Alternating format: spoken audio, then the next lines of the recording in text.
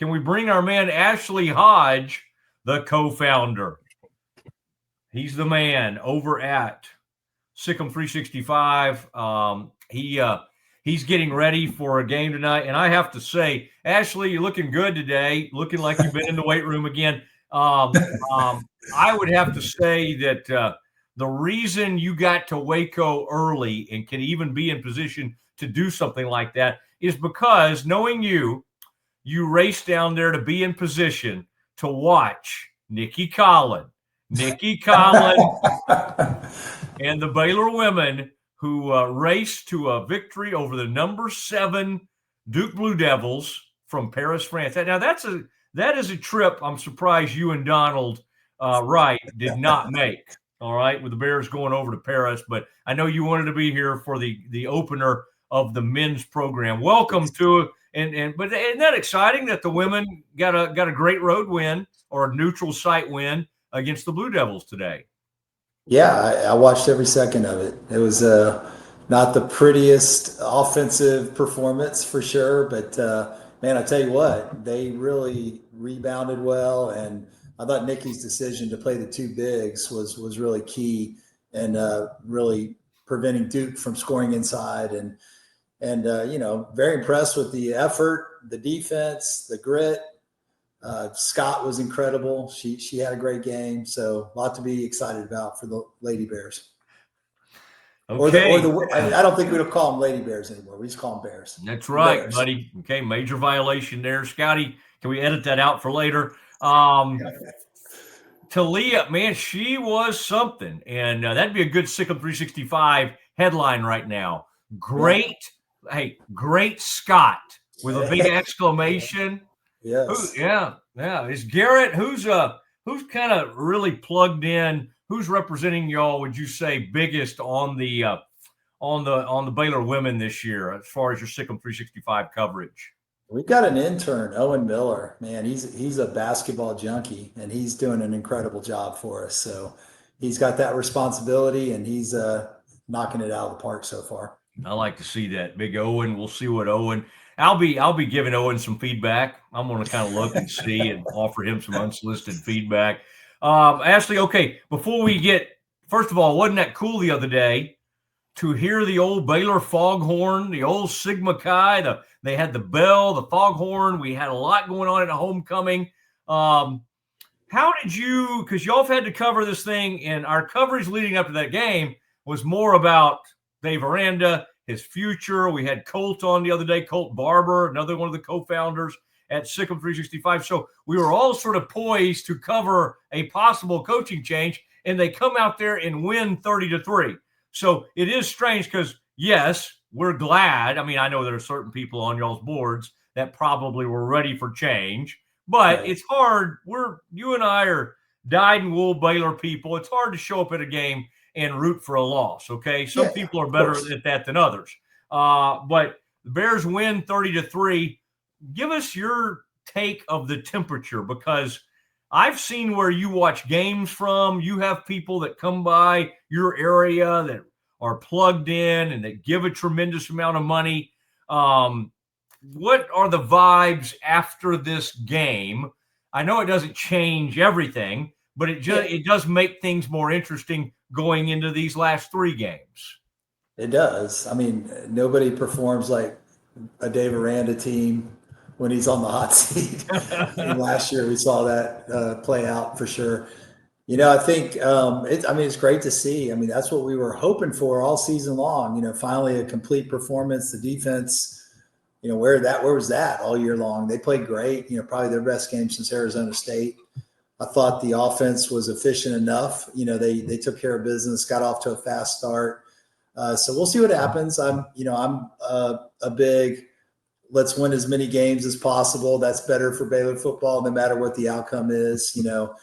I mean, you never know. If Aranda wins all the games on the remaining on his schedule, I'm not expecting that to happen. But if he did, there might be a UCLA or a Stanford that wants to pluck him away, and then you might not have to relieve him of his duties. But I would love for him to win out. I would love for him to turn this around. I know it's been inconsistent, and certainly this year, much bigger expectations for how the team would perform. It seems like a change is inevitable, but I'm rooting for the best possible outcome for Baylor football. I like that. You're about to launch your political career after that last statement. The best possible outcome for Baylor football. It sounds like you think, like a lot of folks, at 6-6 probably doesn't cut it, and there might bring about a change. Yeah. And I don't even know if 7-5. I mean, is that some kind of huge difference? Like you say, though, if he runs off 4 straight at the end of the season, that's going to hard to fire an 8-4 coach. It is at Baylor, especially. You might do that at some other schools. I mean, Brian Kelly got his rear fired at 5-3, and it happens in other places. Hugh Freeze now out at Auburn. I mean, that's the only thing, Ashley, is if you do have to move on from Dave Aranda, it's a very crowded field. Not that there aren't firings every year. They just happen earlier than they used to, and then the volume's pretty high. And so, it's a crowded group out there. And I think there are people that we're all keeping our eye on. That guy, Will Stein at Oregon, is a name I've heard from Colt. This Eric Morris, what he's doing at UNT, they're 7-1 now. That Westamaker is a really fine player. I think he's like a redshirt sophomore quarterback that's having a great season. And Eric Morris just is kind of fun because, I think if Baylor makes a change, Ashley, the thought is they need to get back to the most fun times ever as a Baylor fan was when they had a great offense. And I'm not saying you have to have an offensive head coach. It sure would be nice, though. Well, we certainly looked like we were headed that direction, prior to this season. I mean, the way we finished the season last year, the offense, seemed like it was going to be one of the best in the country. And it's the inability to run the ball has been, kind of baffling with all these returning offensive linemen. But maybe Mason Miller's departure was a secret to unlock the success. I'm kidding. I mean, I'm sure he's a fine offensive line coach, but it is kind of funny that we run the ball, pretty well against a solid, defense in UCF Saturday. But we'll see what happens. Utah is going to be an enormous test. That's a very physical football team, and we'll see if we're up for the challenge. Yeah, and we want to apologize to the Miller family for that Ashley joke. All right, tonight the Bears get it going. Yeah, they had the exhibition. You were on hand as you tend to be.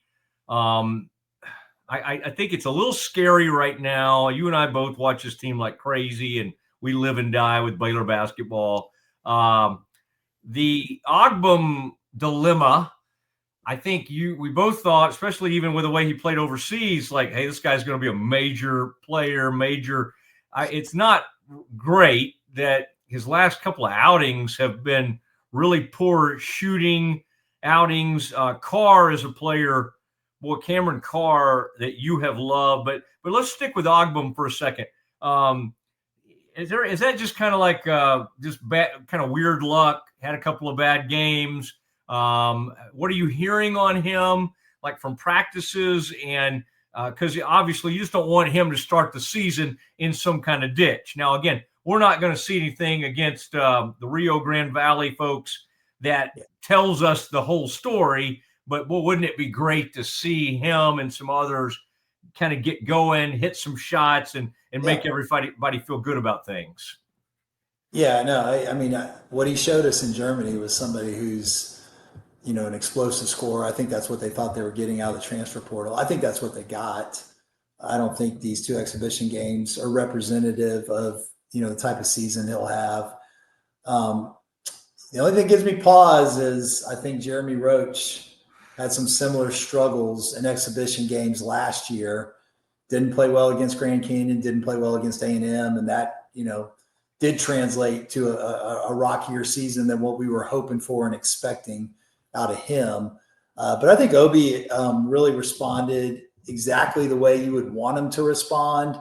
He went to his coaches, from what I heard, and was just like, I played terrible. You will not see that again. That is not the player you thought you were getting. I want to apologize. I'll get this right. So I think he's responded in the right way. Certainly showed a lot on a Wyoming team. It wasn't a good team, but he played really well against good competition. the BYUs of the world, and some of the upper echelon teams in the Mountain West, which is a pretty good conference. He shot 44% from three, 43% from three, whatever it was. So I think you'll get it right. I think what you saw in Germany is more like, what we'll see from him. Although you'd love to see him play well against Washington on Sunday, because that's the type of game that will give you more confidence that statement I just made is a true statement. Yeah, that the Huskies are going to have more, and they've been known to have some NBA talent, and that'll be. They're good. They're underrated. Are they? I think they're okay. really underrated in the Big Ten. Yeah. I think that's going to be a major challenge. We need Bear fans to be there. It's going to be a fun game. Yeah, blackout. Oh, is that right? You're representing. You're already in the gear. It's going to be a blackout. Yeah, I do that. I am mistakenly feel like black is like slimming for me. you and Johnny Cash, you guys wear it well.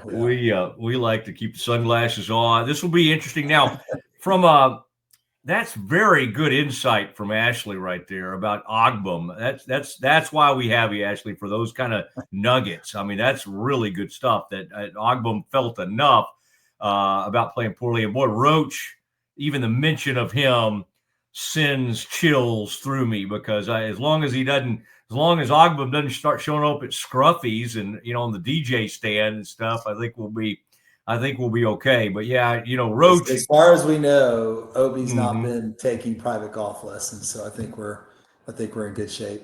Did you hear this? Jeremy was a great golfer. He became an outstanding golfer in his time in Waco. Which is awesome. You don't want to give a Duke kid who probably has already had like a real cushy existence, like about $1 million. Say, here's $1 million more after you've been treated like a king for about 3 years. Just come here and hang out. Oh man. So, do you know what course he enjoyed the most? Was it? I don't know. I'm not a golfer. Cottonwood, Bear Ridge. I play pickup basketball and I watch pickup basketball. I bet with all that money, I bet they let him sneak on Ridgewood every once in a while. You do look like you could play some pickup hoops there. Well, this will be fun tonight, and to kind of get it going. And the blackout, that's going to be a great environment. The Bears need to start fast. And what about from the big guys? Tell us, you're always great at kind of keeping up with where people are in their comebacks. Bodo Bodo was someone that they were very excited about, because he was going to help them on the defensive end, known as a shot blocker, rebounder. There were some things he was really going to help out in that end. And I don't know if he was out, scooting around campus or whatever happened. But where are they with some of these injuries, and specifically with his return? Yeah, I heard some good news on him this past week. I think before last week, I was expecting him to redshirt. I didn't think he would be ready to play this season, but he made some really good progress last 2 weeks. So I think it's more optimistic that he'll be available in January, maybe 50-50, maybe 70% that he doesn't play in red shirts. I don't know what the odds are, but it's looking more optimistic that we'll have him available in January. If we don't have him available, I expect Baylor to add a big man to the roster, probably someone at mid-semester that would be able to play in January. But ideally, Bodo is the guy you would want to have do that, because he's been going through practice, he's been watching film, he's been bonding with his teammates. He just isn't full speed. But one way or another, I think we'll be adding a big guy come January. Is that guy like at FAU right now or something? Maybe in the G League. I don't know. I guess you can take G Leaguers these days. So I think it'll be an overseas bid. Yeah. From what I hear, I don't know any names, but I suspect it'll be an overseas guy that is probably going to help us. Yeah. That probably has been, started growing a beard about 8 years ago. What was our guy last year? That I loved the picks that he set. Marino Dubrovak. Yeah, Dubrovak. I don't know. I can't remember where he ended up. He's playing for somebody. Yeah, he's at the mid-major level. I thought he was aggressive. I thought he had some potential. I was about to make an ice joke, but we think he's still doing there. He's probably doing some good schoolwork and that kind of thing. Okay, now Carr. I mean, you've loved him. You love his athleticism. Every time I try to paint, and by the way, how cool is this to see Edgecombe? Everybody was ready. Cooper Flag, and Edgecombe has come out there and been unbelievable. And he's now the leader in the Rookie of the Year rankings. But every time I try to say, this guy's the most explosive guy ever, you kind of will go to me, hey, don't forget about Carr. Don't forget about something that Carr can do. So there's some things that Carr does that you love. I think we're going to determine about Carr, is he coachable? Is he a good teammate? All those things that Baylor really values, they're going to have to kind of stay on him about. And hopefully, how's he doing in that regard? And because it seems like he's a guy when the lights come on, he doesn't have a problem. Like I would say so far, he's looked fine in these games. Yeah, my impression, wrongfully so, was that he's a little bit of a tentative guy. I might have compared him more to a Perry Jones before I saw him play live. And then I'm like, this is not who he is. He gets after it. He's a competitor. I mean, he'll get the occasional technical. He'll lose his temper. I think, he's still maturing, but from what I've been told, he's a great teammate. He works hard. He brings it every day. He's a great guy to have on the team. And certainly, I think a key to Baylor's upside. He's an NBA athlete, no doubt about it. Hopefully we get 2 years out of him, but he may be good enough that he's only a 1-year guy. We'll see. I mean, he's 6'5", he's got a 7'2" wingspan. He needs to gain some strength, but he's so athletic, so fast, can get up to 12 feet on his vertical. I mean, he just has everything you want in a basketball player. And he's just got that swagger too. So I'm excited about him, and he hasn't disappointed. He's played really well in the exhibition games. He played really well in Germany. Every time I go see him in practice, he plays really well. Occasionally he'll forget the plays, but he's got maybe a little bit of Matt Meyer in him sometimes in that regard. But I think he's, very much, wanting to be great. And I think he's going to get there. I mean, I think he's maturing every day, and I think he's really handling things like a professional. So I'm excited about him. All right. And do we need to worry at all about the, I always forget how you do their initials. This is UT Rio Grande Valley or something. And there's a lot of UTRGV type things you have to say about them. Any worries or anything they bring in terms of like any athleticism, or you think everything should be good tonight? Now, their point guard's Always Right is his name. What a name. Always Right. Spelled like our buddy Donald Wright and our buddy Jim Wright. Not sure who he's related to out of those two, but I don't know. They're a team that's probably in the 270s in these preseason. Ken Palm, Bart Torvik, even Miwakawa, Haslametrics, all that. So Baylor should take care of business. Baylor's expected to win by 25 to 30 points.